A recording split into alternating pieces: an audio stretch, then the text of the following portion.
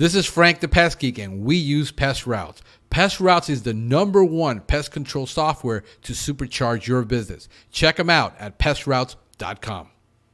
Are you having trouble getting control with diseases, or at least the control you think you should be getting?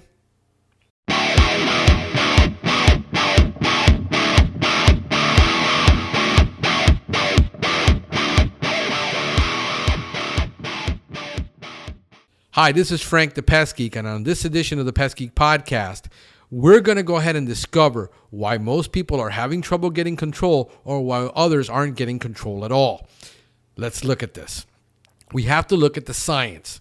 This is purely about science and facts. There are two things in the marketplace: science and facts and marketing. And the problem is that most people are given to marketing and believing what they read versus doing the actual reading about what the product really does. Now let's take a look at this. What do we need to have a disease in a garden? We need three things, basically. You need the plant to be present. You also need the host, the pathogen that attacks the host, the plant that's present, to be there. And then you need an environmental trigger that causes the disease to become active. But the disease is already there. This happens in two different methods. One of them is what is known as a soil-borne disease, meaning the disease is always in the soil, it is always present, you can't inoculate it, and you can't eradicate it. It's always there, it's always going to be there.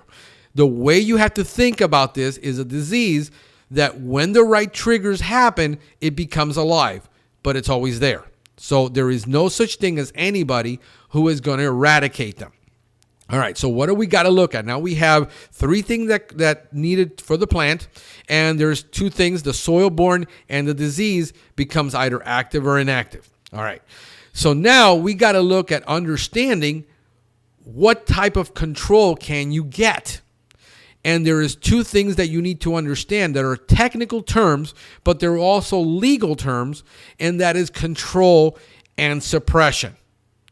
And you might be thinking to yourself, I don't want to get suppression. I want to get control for my client. The client is thinking, I didn't hire you to suppress it or to bring it down or reduce it. I hired you to control it. And the reality is that in some cases, you will have no choice but to only offer suppression.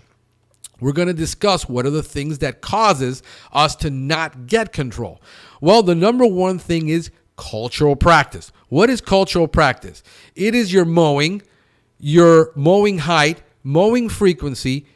Is the mowing with a sharp blade? Does the person doing the mowing understand how to properly treat that machine to prevent it from spreading a disease to other gardens? And then also irrigation. Are you irrigating at the right amount, at the right time of day, and in the right frequency to not cause the disease? See, the wrong mowing, waiting too long, is going to help get disease. Cutting that lawn too short is going to cause it to get a disease because it gets stressed. It makes it more susceptible. And if you don't have a sharp blade and you're shredding the lawn, well, it makes it more susceptible if the disease is present. What we talk about in professional pest control is professional integrated pest management. Without integrated pest management, we can't do our job. Think of it this way. You go to your doctor and your doctor tells you you've got diabetes. Well, you're eating fast food out. You got a sedentary lifestyle, you're not exercising, and you're eating sweets. Doctor says you need to give up the sweets, you need to start exercising, and you need to get on these pills. Without you doing the other two, your diabetes is never going to get under control. Same thing with a pathogen. Same thing with an infection. Without doing the right things, you don't get the control you expect. Here's the worst part. You now hired a company or you sold a contract for a quarterly service. Well, the reality is that you can't control diseases on a quarterly service program, and we're going to find out why with scientific fact of why it can't be done. #2 is most companies that are selling pest control are used to selling insect pest control. Insects are one thing. Lawn spraying for, mosquito, lawn spraying for fleas, ticks, for ants is one thing. When you get into pest control for lawn and ornamental, you have 5 disciplines that you need. You need to understand the plant. You need to understand the pathogen. You need to understand the insect that attacks that plant. You understand the nutrition, and then you have to understand the agronomy. What is your soil like? You have to learn 5 things more than if you're doing just insect control. So if you are a customer asking your pest control guy who doesn't have experience in doing lawn and ornamental to get into it, it's not his expertise. Second of all, if you are an expert in lawn and ornamental and you're selling a contract that is 90 days, how are you going to get control in between? And that's the problem, you see. So let's take a look at the science.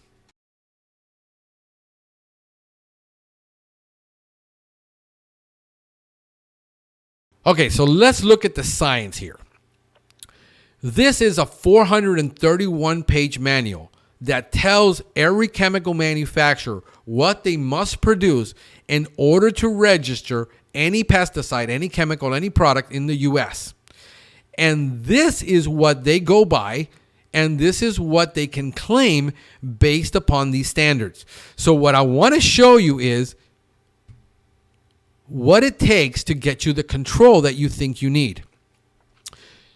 It says down here, if you look at part B, down here at the page, for claims that a product controls or prevents plant disease or nematode pest, the product should generally provide under moderate to severe pest pressure at least 70% control of the pest organism. Now you're saying to yourself, I don't want 70% control. I want 100.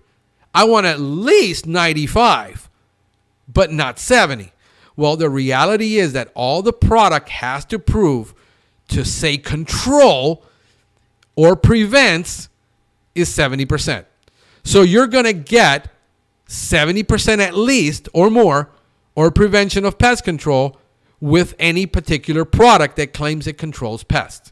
So when the customer goes to the big box store and looks at a chemical product and it says that it controls 50 pests or it controls 50 diseases, yes, it does. However, how much control they're going to get, that's another matter. Let's look at suppression. Part C. Under certain circumstances, a level of effectiveness less than that which is considered optimum or complete may be claimed and be appropriate. Lesser claims, such as aids in control or suppresses, may be made if less than 70% control of the plant disease or nematode is obtained. Stop. Because this is not what I signed up for, is what you're saying. And I'm telling you that in some cases, that is the best you're going to be able to do. The customer, that is the best you're going to be able to get. There is no way to do it, and it has to be based upon what is on the label. So let's take a look at the label. Let's take a look first at a disease so we understand it. And here we have what is known as brown patch disease. And let's look at what causes brown patch disease. Now, this article is in the University of Florida IFAS Extension, probably one of the best entomology programs in the country. And this is written by Monica Elliott, who I actually know is one of the premier pathologists, and especially when it comes to plant and palm pathology. If you've ever taken the palm course by Monica Elliott, you will be a palm expert, because she only gives this course about once a year. It's a 2-day course that they give in Broward at the Broward Community College, and she teaches that course, and it is an amazing course. It's 2 days, by the way. But we're looking at Rhizoctonia solani, okay? This is the pathogen that causes Rhizoctonia blight, or what is known as brown patch. Okay? Now, turf grass affected. All warm season turf grasses. All turf grasses that are in the south of the United States, are what is known as warm season turf grasses, especially St. Augustine grass and zoysia grass can be affected. Now, in Florida, especially in Miami-Dade, 95% of all the lawns that are installed are St. Augustine lawn, whether it's palmetto or Floratam. There's other species, but those are the two most common. Very few people have zoysia, and much less people have lawns like Bermuda or seashore paspalum. Okay, they're almost non-existent. Very few people have it because they're very expensive to maintain. And those are known as turfs. All right. So now, what makes the occurrence? It's very simple. It's right here. The disease is most likely to be observed November through May, when temperatures are below 80 degrees. Now, you're in Florida. Think for a minute. You're in Florida. We have 3, almost 4 USDA zones. In South Florida, we don't get frost in Miami, but you do get it in northern and central Florida. So you have temperature variances. If you're in Texas, you have temperature variance in Texas also that are different than what we have here in Florida. Okay? So now when the temperatures go below 80 degrees, you will start having these fungal problems. But remember, you have to have the pathogen there. And a customer may say, I've lived in this home for 14 years and I've never had this. Well, now you do, and now you own it, because it's going to be there forever. And every year from now on that this happens, these triggers happen, you will get that disease. Now it's permanent. It is normally not observed in the summer months, right here. Okay, not observed in the summer months. You get other summer diseases, but not this one. We have diseases in all 4 seasons. Infection is triggered by rainfall. Let's look over here. By rainfall, excessive irrigation, or extended periods of high humidity, resulting in leaves being continuously wet for 48 hours or more. Stop. You're irrigating at night, which you shouldn't be. You're watering your lawn manually at night. You shouldn't be.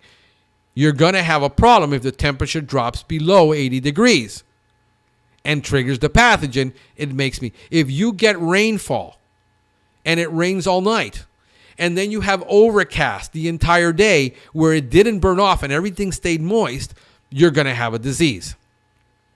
So this is the result of what we have, things that are out of our control that we can't predict, nor can we plan for.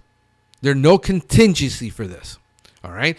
So now you're looking at the disease here, and you have what is known as the necrotic ring around the outer side of this disease. Inside, the disease has already taken effect and it has killed the lawn, whatever it's going to kill. It keeps spreading outward this way, and then eventually these touch and you get a big giant patch because they all join together. Okay? This is what is known as brown patch. It also similar to large patch disease. Okay? Now, here's what happens. You get a misdiagnosis. You think you have chinch bug. Your landscaper says you have chinch bug. Well, these are the signs to know that this turns orangey because the disease is progressing and it's killing it and it's moving outward. If you put an insecticide and you have a disease, you're never going to get control. A misdiagnosis on the disease. You also have to know what the disease looks like to know if it's even on the label of what you're trying to control. So without knowing Rhizoctonia solani or solani, you have no idea. All right, so let's take a look at a chemical label. All right, this chemical label is what's registered with the EPA. All right, this is what it looks like when they register this product with the EPA, and they submitted the label because of the testing it went through, and the EPA approves it for what it is intended to do. There are a couple of things on the label that everyone needs to know, whether you're a homeowner or whether you're a professional. And that is this.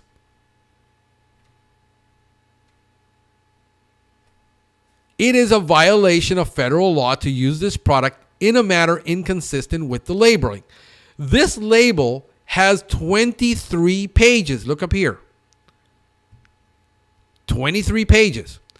If you have no idea what it says, that you have to wear personal protection equipment, that you have to wear gloves, that you have to wear a respirator, that you have to wear a bodysuit in some cases, how do you know you're not violating federal law?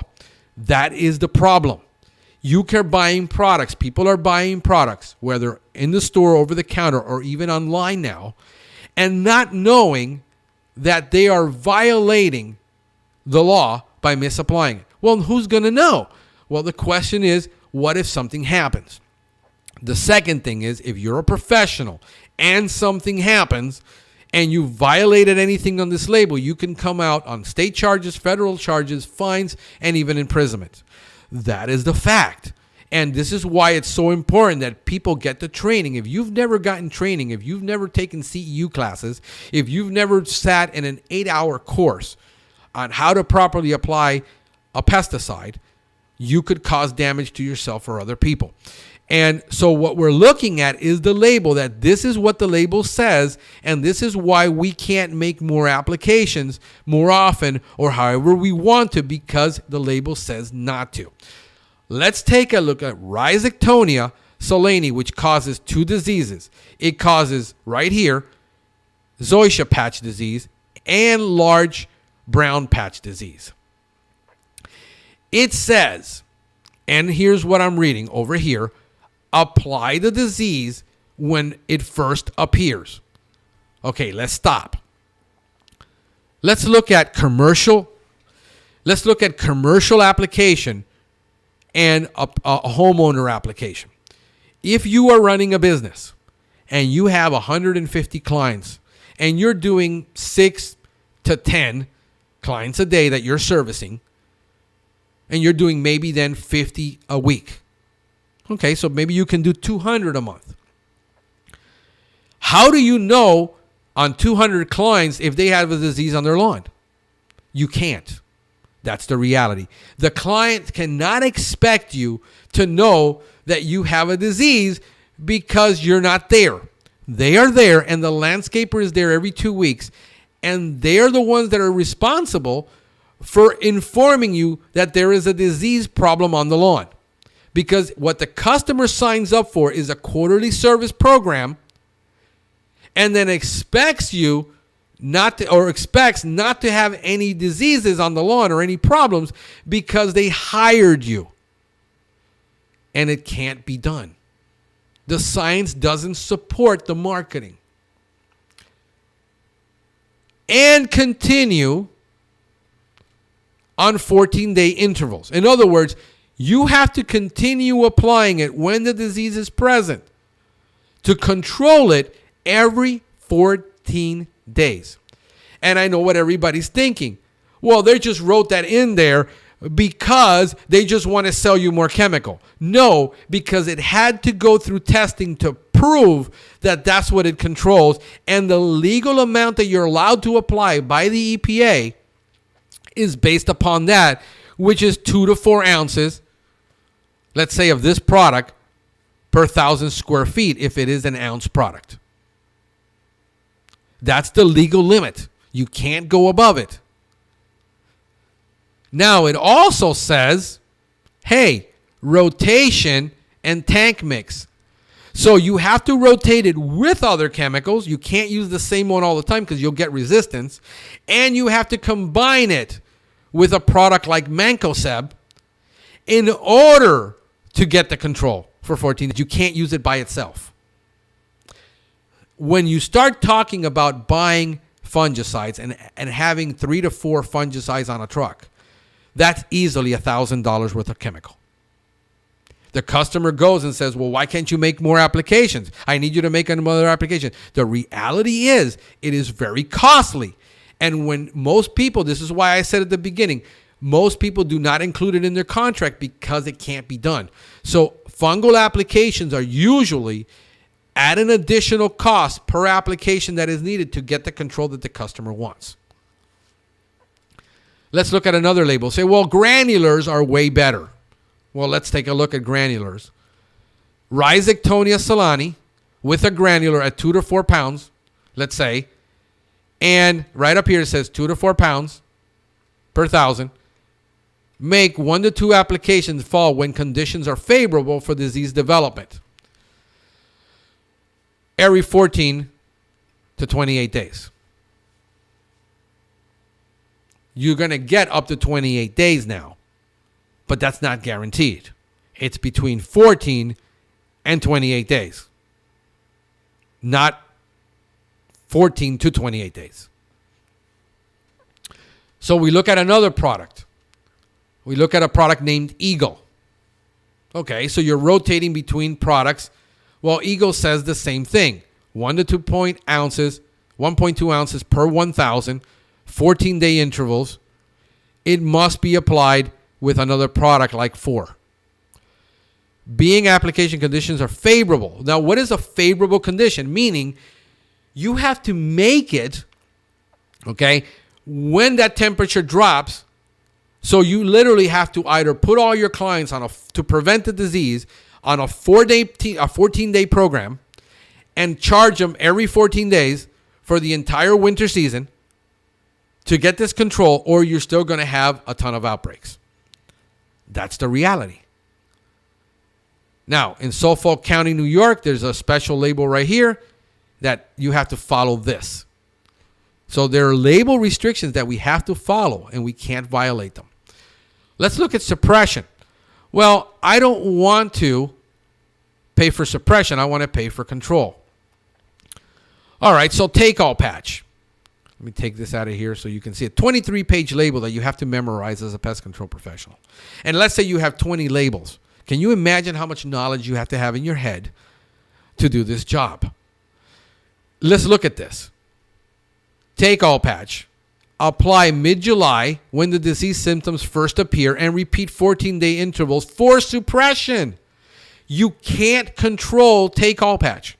It's less than 70%. Remember I told you? It tells you right there, nobody is deceiving anybody. The manufacturer is not deceiving anybody. The problem is you don't have the knowledge because you have to read the label and you have to know and take a course to understand what it is that you're doing. And so many landscapers are out there applying pest control for their clients, doing applications of fungicide because they can buy it over the counter, they can buy it at the big box store, not knowing what they're doing because they don't know this, and the client doesn't know the danger they're in because a person who is unauthorized, unlicensed, it takes to take a test to be able to do this. Is in Florida, it's 3 years of experience, 6 to 8 hours of examination, and you prepare for 3 months. That's how difficult it is to learn to do some of these things. And we do it over and over.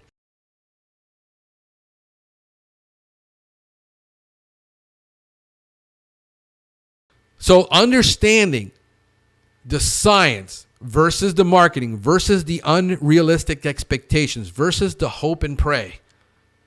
You have to follow the label. You have to follow the science. You have to do what is right, both for the client and help the client understand this. Okay, so if this video has been helpful to you, will you do me a favor? Subscribe to the channel right now below. Hit the subscribe button. Click the little bell. And that will let you know when you get a new video, because what we're helping to do is educate everyone in the industry about this. Go ahead and subscribe. Also like it, and do me a favor, comment if you can, and share it with your friends. Put it on your social media, anywhere that you can post. Go ahead and share a link with this with your friends. Hey, this is Frank the Pest Geek wishing you a pestacular day.